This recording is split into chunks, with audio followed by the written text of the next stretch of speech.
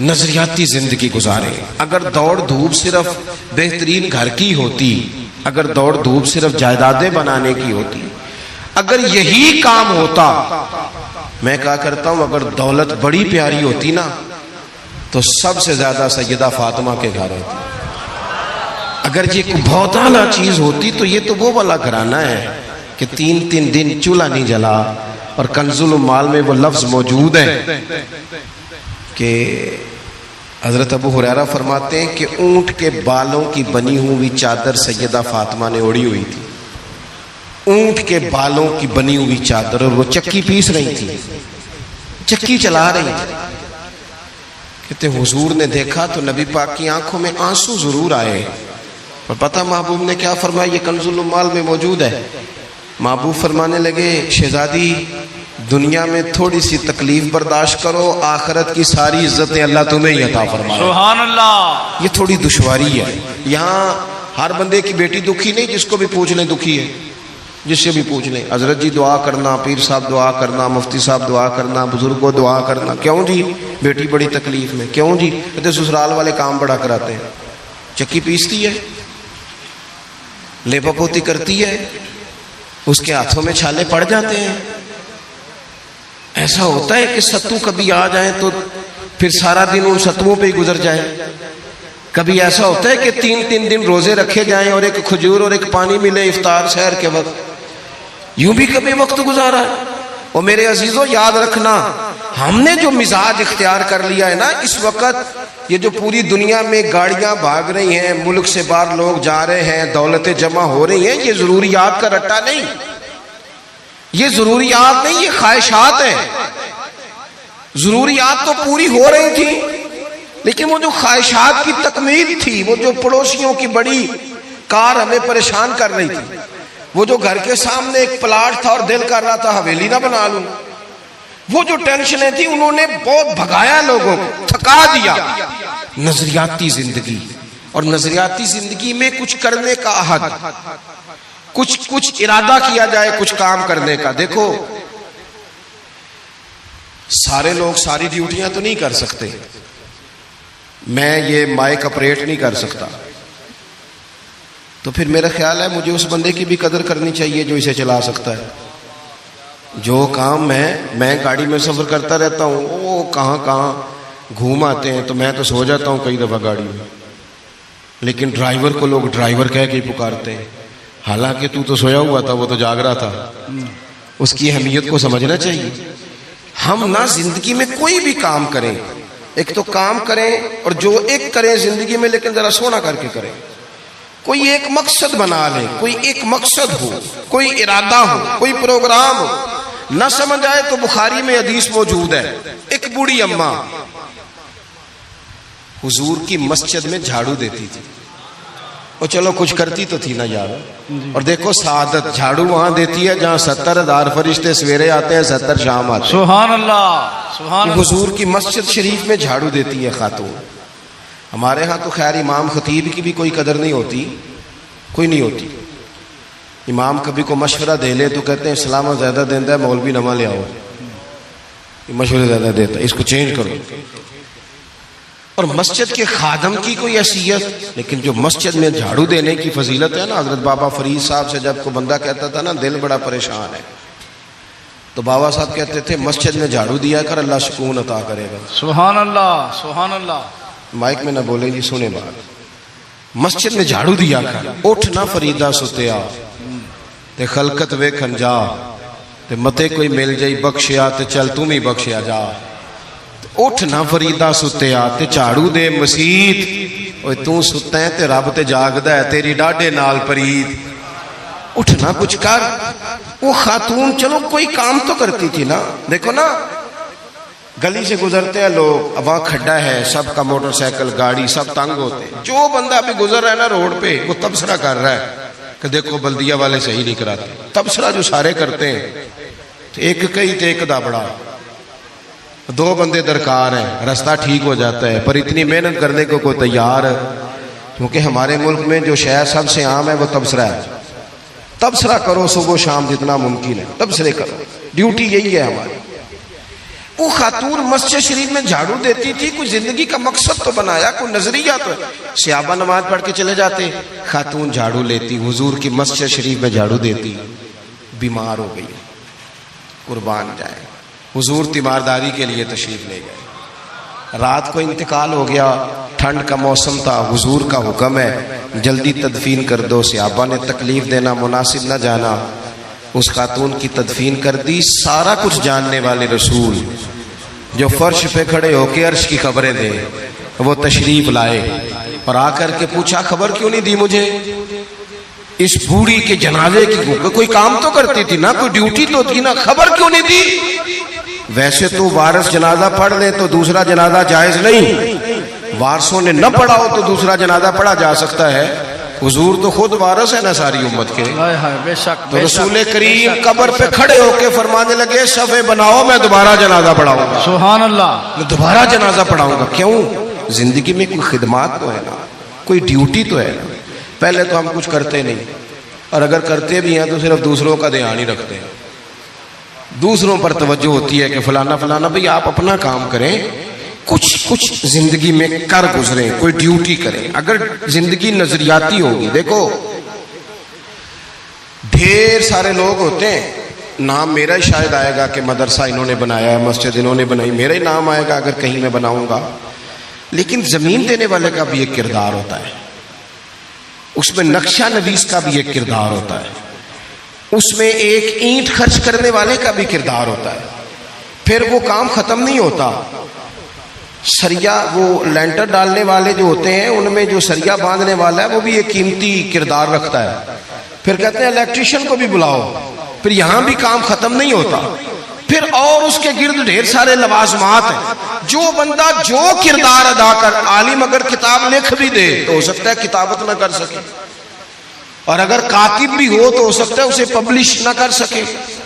تو یہ کچھ نہ کچھ خدمات، کچھ نہ کچھ ڈیوٹیاں۔ حضرت مولا علی شیر خدا نے چھوٹی عمر میں کہا تھا، یا رسول اللہ دین کی مدد بھی کروں گا، آپ کی حفاظت بھی کروں گا۔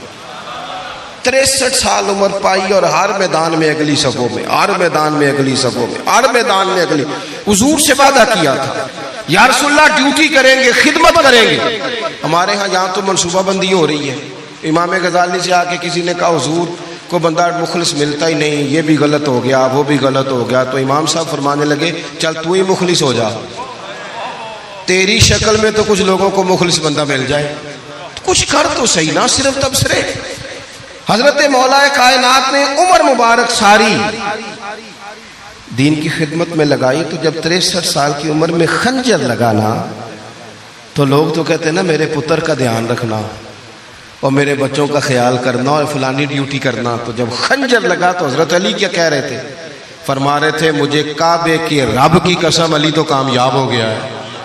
یہ دیکھو پانی پرن سہیلیاں تے رنگا رنگ کڑے تے پریا تے اس دا جانی ہے نا جس دا توڑ چڑھے۔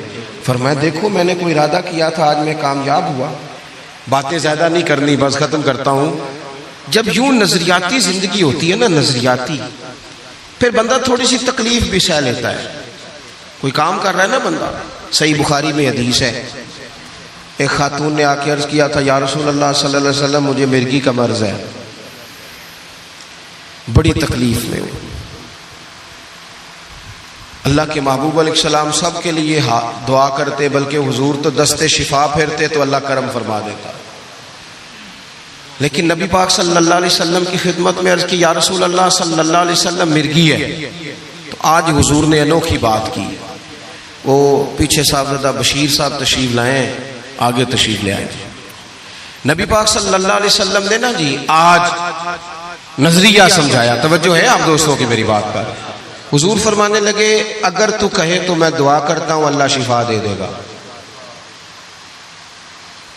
اور اگر تو کرے صبر، معنی کیا ہے؟ مرگی کے ساتھ ہی گزارا کرے، اگر کرے صبر تو پھر میرا وعدہ ہے رب جنت عطا کرے گا۔ سبحان اللہ۔ ویسے ہم پیر صاحب کے پاس، سید صاحب کے پاس، بزرگوں کے پاس جائیں، پیر صاحب ہمیں کہیں کہ گوڑا ٹھیک کرانا ہے درد کے یہاں جنت چاہیے، ساڑھا کی جواب ہے اے گوڑے دا کچھ کرو نا جی، یہ سون نہیں دینا، یہی جواب ہے نا۔ لیکن نظریاتی لوگ نظریاتی ہوتے ہیں۔ نبی پاک صلی اللہ علیہ وسلم نے فرمایا کہ تو بتا، اگر تو کہے تو دعا کرتا ہوں اللہ شفا دے دے گا، اور اگر صبر کرے تو پھر تیرے لیے جنت ہے۔ اس خاتون نے 1 منٹ نہیں لگایا سوچنے پہ، یہ نظریاتی لوگ ہوتے ہیں۔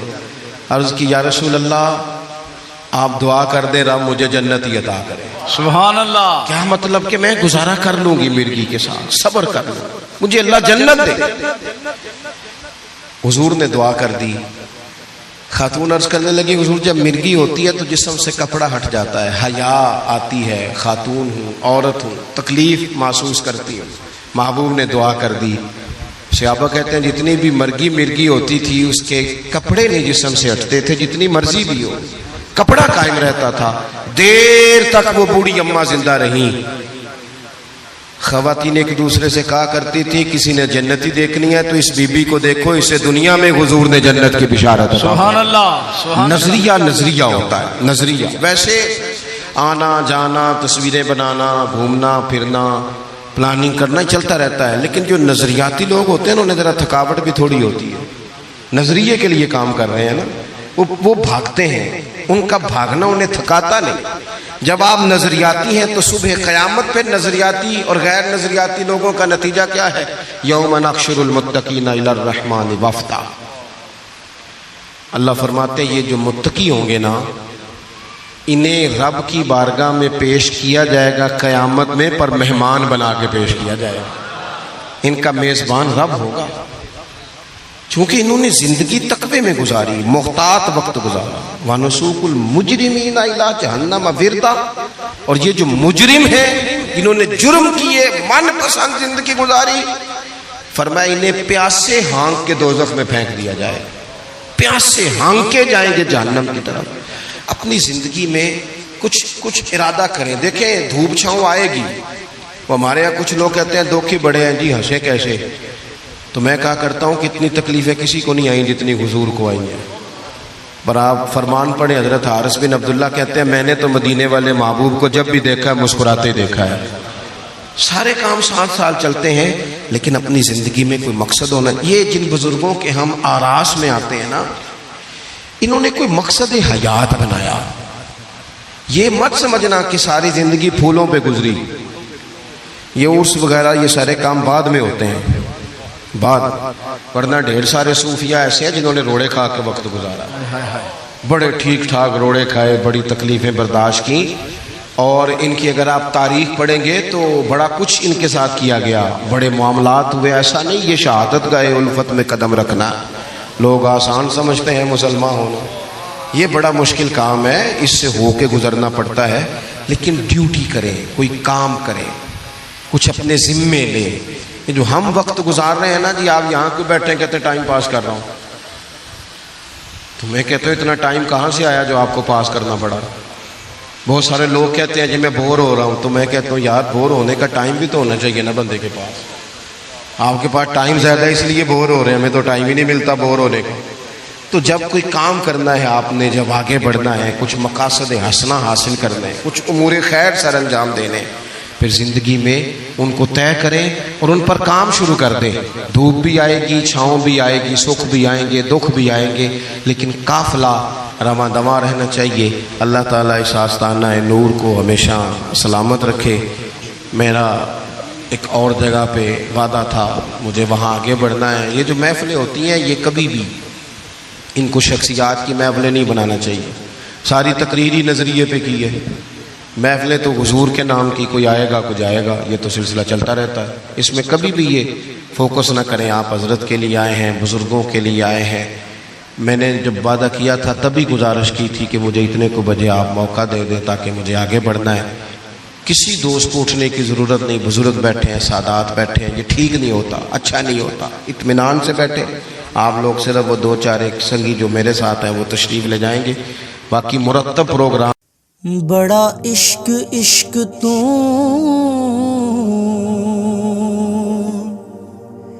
کرنا